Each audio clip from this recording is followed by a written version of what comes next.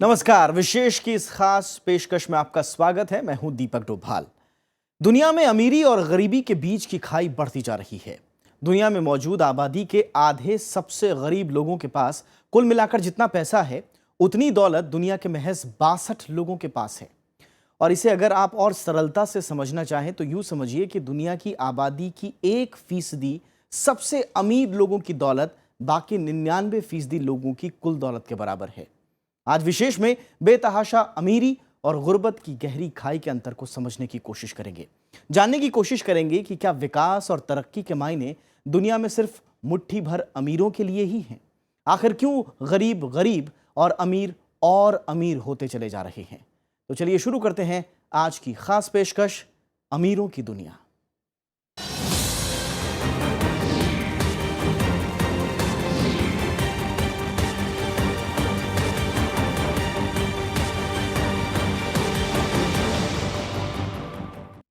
जी हाँ, और अमीरी गरीबी के बीच का फासला दिन ब दिन बढ़ता ही जा रहा है। दुनिया के धन कुबेर और रईस तो गरीब और मुफलिस होते जा रहे हैं। यह खुलासा हुआ है दुनिया के मशहूर गैर सरकारी संगठन ऑक्सफैम की एक ताज़ा रिपोर्ट में। रिपोर्ट में सामने आए आंकड़े दुनिया भर में तेजी से बढ़ती आय में असमानता को साफ जाहिर कर रहे हैं।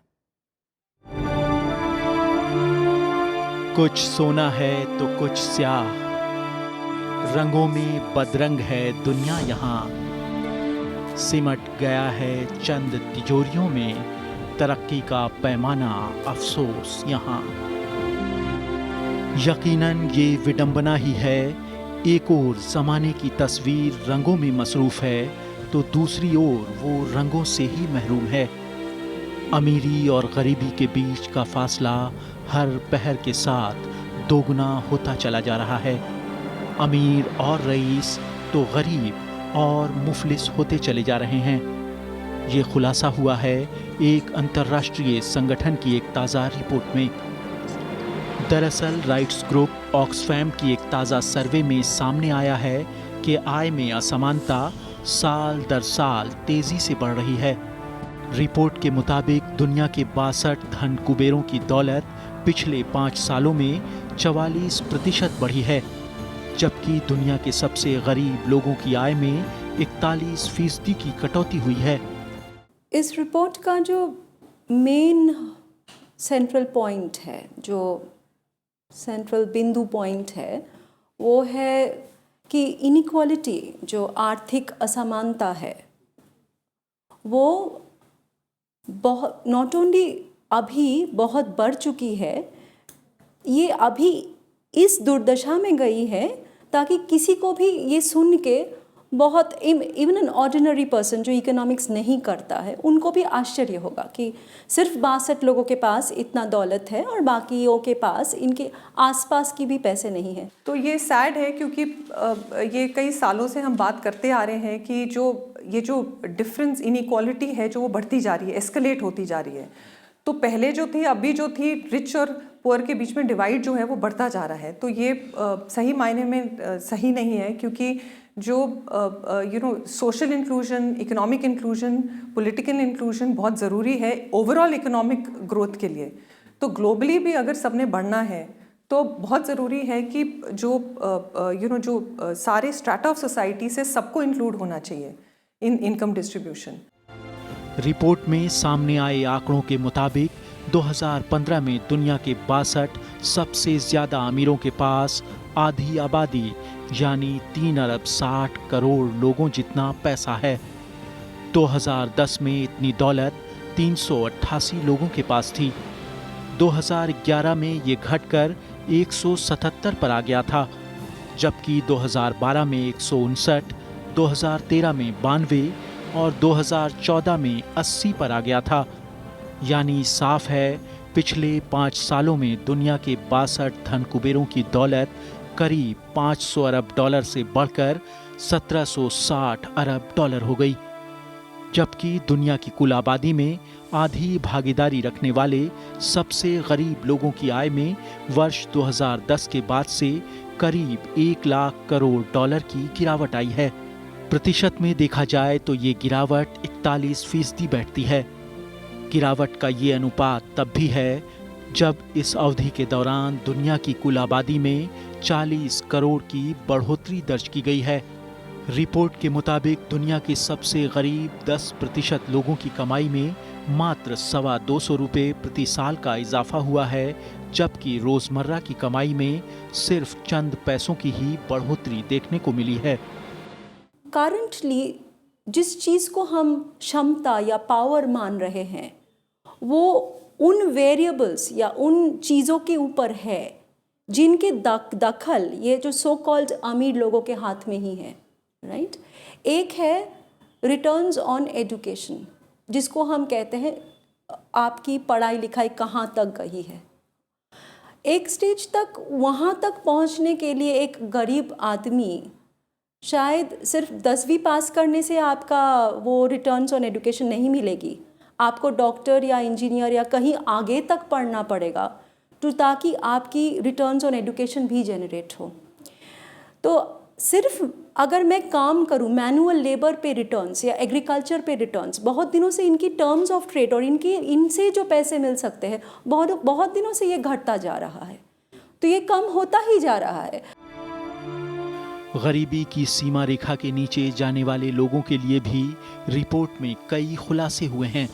रिपोर्ट के मुताबिक 1990 से 2010 के बीच इस सूची से चाहे 2 करोड़ लोगों का नाम हटा हो, लेकिन अगर आर्थिक स्तर पर गरीबों को फायदा मिलता तो ये आंकड़ा 7 करोड़ तक जा सकता था।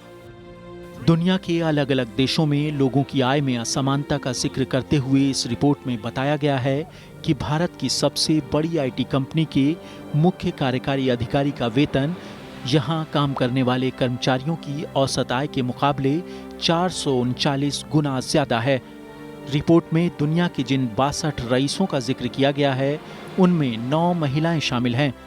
Bureau report, Rajya Sabha TV. और ऑक्सफैम के बाद न्यू वर्ल्ड वेल्थ ने भी एशिया पैसिफिक 2016 की रिपोर्ट जारी की है और इसमें भी अमीरी की दौलत कई गुना बढ़ने की बात कही गई है। एशिया पैसिफिक देशों में अमीरों की सबसे ज्यादा तादाद जापान में है, जबकि भारत इस सूची में चौथे पायदान पर है। तो व्यक्तिगत संपत्ति के लिहाज से टॉप पर चीन है। वहीं स्विस बैंक क्रेडिट सुइस की रिपोर्ट के मुताबिक पूरी दुनिया में सबसे ज्यादा अरबपति अमेरिका में है। आइए देखते हैं आखिर ये दोनों रिपोर्ट्स क्या कहती हैं।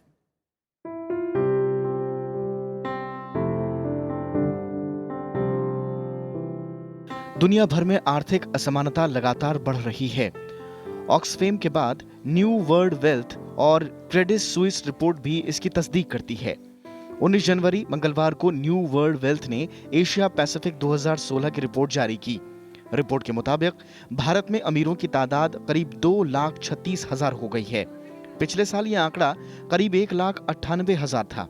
यानी एक साल में भारत में अति अमीरों की तादाद में 19.9% इजाफा हुआ है।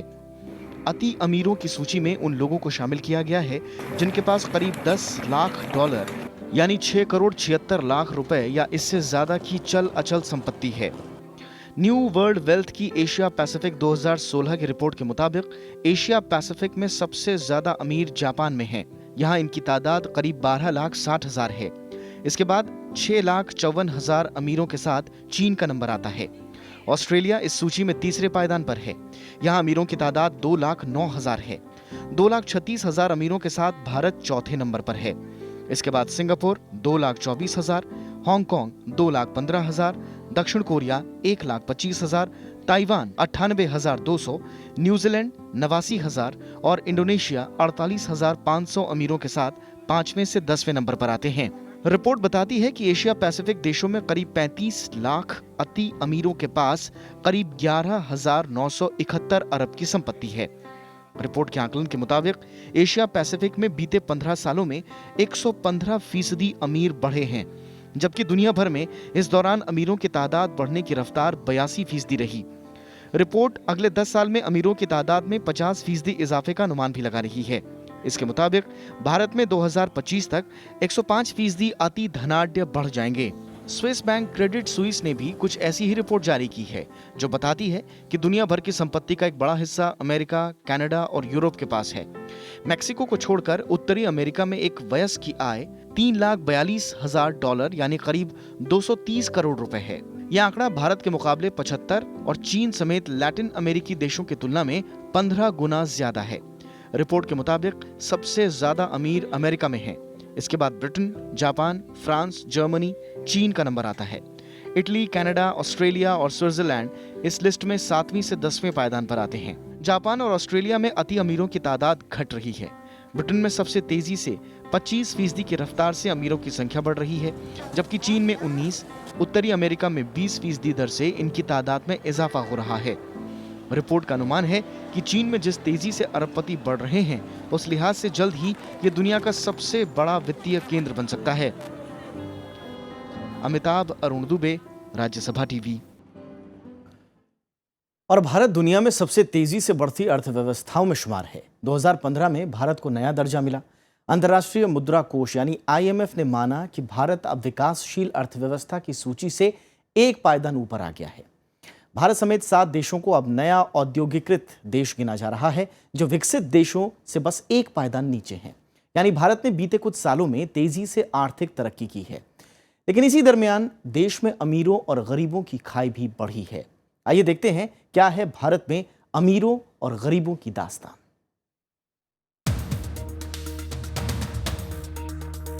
भारत की अर्थव्यवस्था इस वक्त कुलाचे भर रही है। जनवरी मार्च 2015 में यह दुनिया में सबसे तेजी से बढ़ने वाली अर्थव्यवस्था बन गई। जीडीपी के लिहाज से भारत दुनिया की 7वीं सबसे बड़ी अर्थव्यवस्था है और क्रय शक्ति के आधार पर तीसरी बड़ी।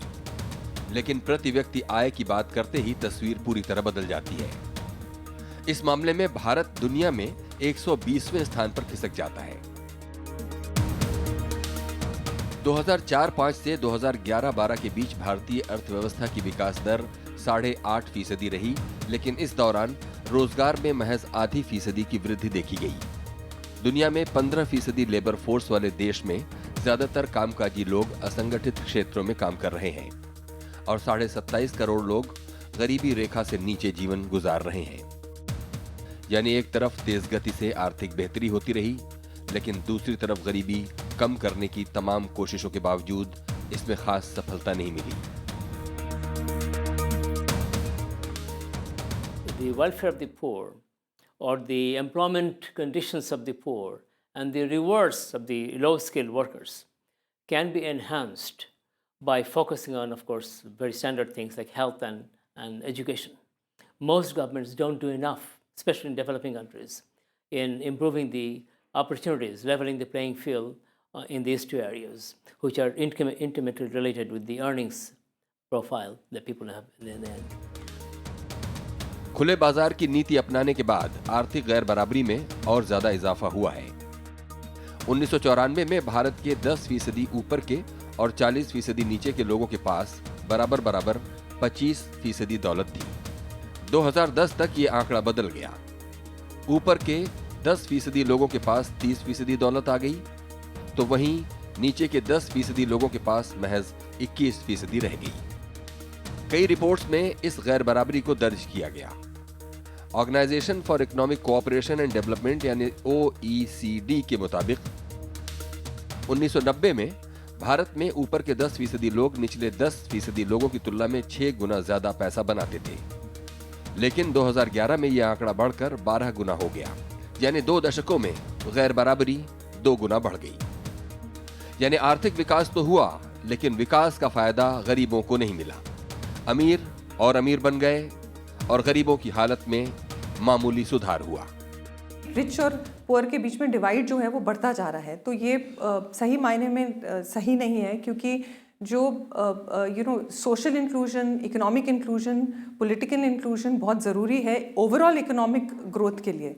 तो ग्लोबली भी अगर सबने बढ़ना है तो बहुत ज़रूरी है कि जो सारे स्ट्रैटा ऑफ सोसाइटी से सबको इंक्लूड होना चाहिए इन इनकम डिस्ट्रीब्यूशन। जिस चीज़ को हम क्षमता या पावर मान रहे हैं वो उन वेरिएबल्स या उन चीज़ों के ऊपर है जिनके दखल ये जो सो कॉल्ड अमीर लोगों के हाथ में ही है।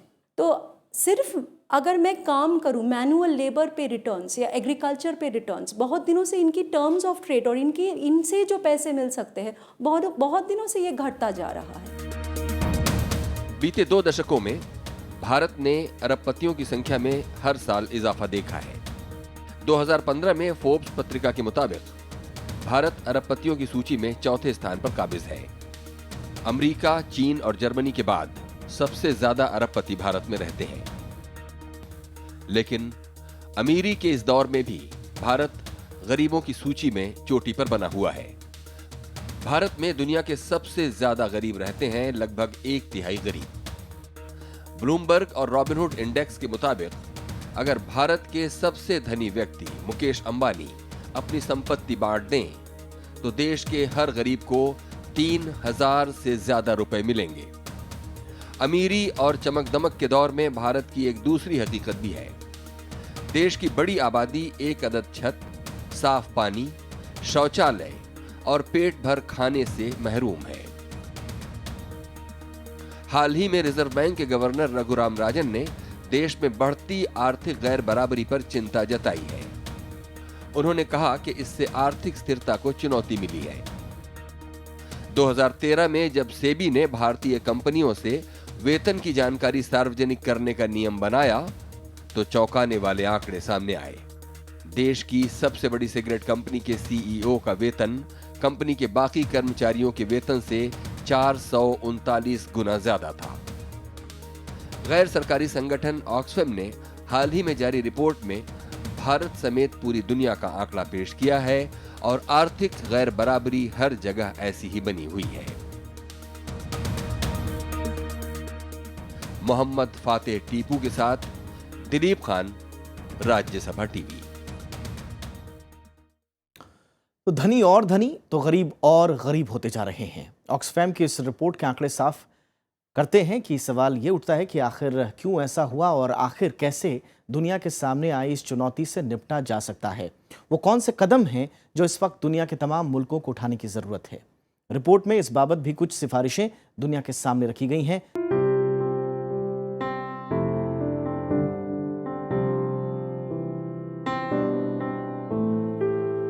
अमीरी और गरीबी के बीच बढ़ता फासला दुनिया के लिए बड़ी चुनौती है।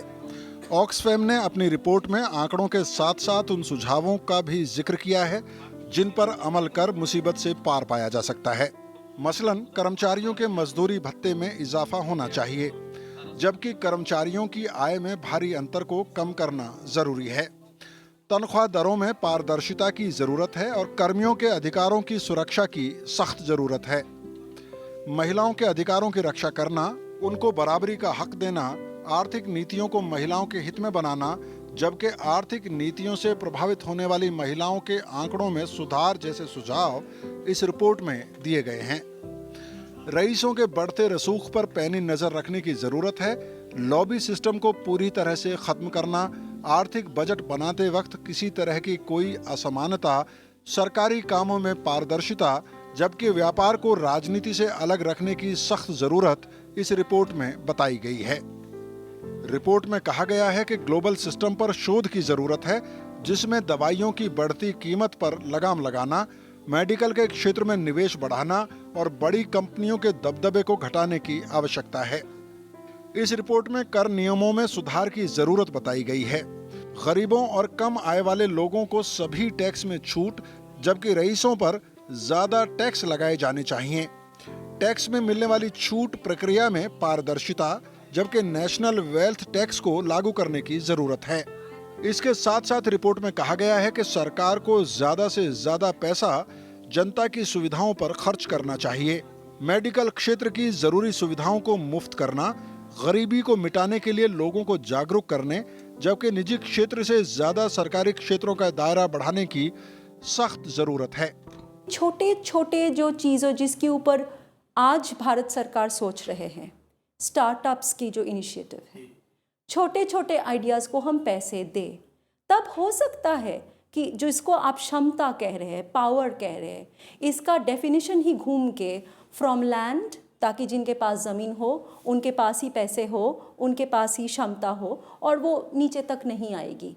परंतु जब हम उन चीज़ों पे जिनके पास जो है, गरीब हो सकते हैं परंतु उनके पास तो दिमाग हो सकता है, कुछ हो सकता है स्मॉल स्केल सोलर प्रोजेक्ट्स या स्मॉल स्केल हैंडीक्राफ्ट्स प्रोजेक्ट, उनको अगर हम फाइनेंस करना शुरू करें, उनमें हमें दिखाई दे कि इनमें भी क्षमता है, तो हो सकता है हम इसी से ही इस गेम को थोड़ा सा आगे ले जा सकते हैं। इन तमाम सुझावों के साथ साथ रिपोर्ट में टैक्स चोरी पर खास जोर दिया गया है। रिपोर्ट में सभी देशों के नेताओं को एक मंच पर आकर फैसला लेने की गुजारिश की गई है। रिपोर्ट में कहा गया है कि अगर सभी देश मिलकर काम करेंगे तो कोई भी देश कभी टैक्स चोरी का ठिकाना नहीं बन पाएगा। जो टैक्स पॉलिसीज़ हैं देशों की, वो मतलब एग्जेम्पशंस बहुत दे देती है। टैक्स हेवंस जो कॉर्पोरेट्स हैं वो एडवांटेज लेते हैं टैक्स हेवंस के। तो जो टैक्स पॉलिसीज़ हैं वो इफेक्टिवली इम्प्लीमेंट होनी चाहिए, जो रिच हैं उनको प्रॉपर्ली टैक्स होना चाहिए, और जो ये टैक्स इकट्ठा होता है वो प्रॉपर्ली पब्लिक गुड के लिए जाना चाहिए। तो ये है कि ये नहीं कि इकट्ठा ज़्यादा हो रहा है पर जो पुअर की तरफ जा रहा है वो कम हो रहा है। ऑक्सफैम की इस रिपोर्ट में कहा गया है कि विकसित और विकासशील देशों को एक साथ मिलकर ग्लोबल टैक्स ढांचे को खड़ा करने की जरूरत है ताकि सभी देशों की आर्थिक नीतियां गरीबी से लड़ने में सक्षम हो पाएं। मोहम्मद फातेह टीपू के साथ ब्यूरो रिपोर्ट, राज्यसभा टीवी। दुनिया के देशों में गरीबी मापने के पैमाने और तरीके अलग अलग हैं। यहाँ तक कि विश्व बैंक और संयुक्त राष्ट्र की गरीबी की परिभाषाएं भी अलग हैं, लेकिन लक्ष्य सबके एक ही हैं और वो है दुनिया से गरीबी का खात्मा।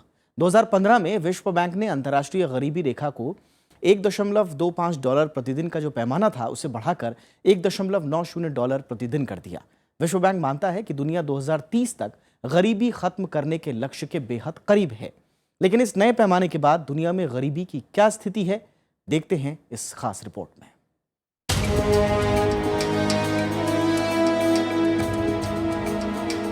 1990 में कुछ स्वतंत्र अनुसंधानकर्ताओं और विश्व बैंक ने दुनिया के देशों में गरीबी मापने की पहल की। उस वक्त ही तय किया गया कि 1990 में गरीबों की संख्या को 2015 तक आधा लाने की कोशिश की जाएगी। विश्व बैंक ने इस लक्ष्य को 5 साल पहले ही यानी 2010 में ही हासिल कर लिया। बावजूद इसके दुनिया में गरीबी अब भी चिंताजनक हाल में है। विश्व बैंक ने 4 अक्टूबर 2015 को साल 2015 की वैश्विक गरीबी के अनुमानित आंकड़े जारी किए।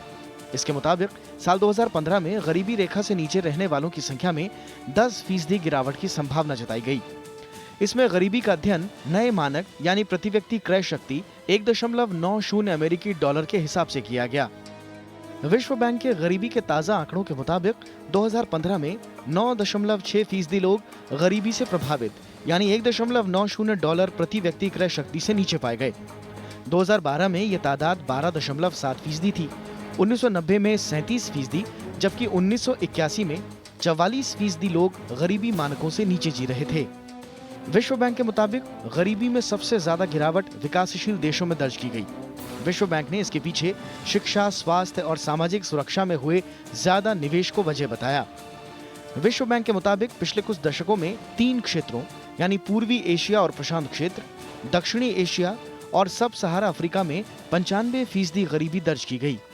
2015 में सब सहारा अफ्रीका की आधी आबादी गरीब पाई गई, जबकि पूर्वी एशिया में 12% आबादी गरीब पाई गई। दक्षिण एशिया में साल 2012 में 18.8% गरीब थे, जबकि 2015 में यह संख्या घटकर 13.5% रहने का अनुमान जताया गया। विश्व बैंक के मुताबिक जिन देशों में पिछले कई सालों से संघर्ष जारी है, उनकी गरीबी दर में लगातार इजाफा देखा जा रहा है। विश्व बैंक के मुताबिक जीडीपी के लिहाज से दुनिया के 10 सबसे गरीब देशों में मध्य अफ्रीकी गणराज्य, Burundi, Malawi, Congo, Liberia, Niger, Mozambique, Eritrea, Guinea और इथियोपिया शामिल हैं। विश्व बैंक की अक्टूबर 2015 की रिपोर्ट के मुताबिक 2012 में कम आय वाले देशों में गरीबी की दर औसतन 43% थी, जबकि निम्न मध्यम आय वाले देशों में ये 19% थी। बावजूद इसके निम्न मध्यम आय वाले देशों में दुनिया भर के गरीबों की आधी आबादी रहती है, जबकि निम्न आय वाले देशों में 1/3 आबादी गरीब है। इसकी वजह यह है कि सबसे ज्यादा आबादी वाले 4 देशों यानी चीन, भारत, इंडोनेशिया और नाइजीरिया को कभी निम्न आय वाले देश के तौर पर वर्गीकृत किया गया था, लेकिन अब ये निम्न मध्यम आय वर्ग में आ गए हैं। Bureau report, Rajya Sabha TV.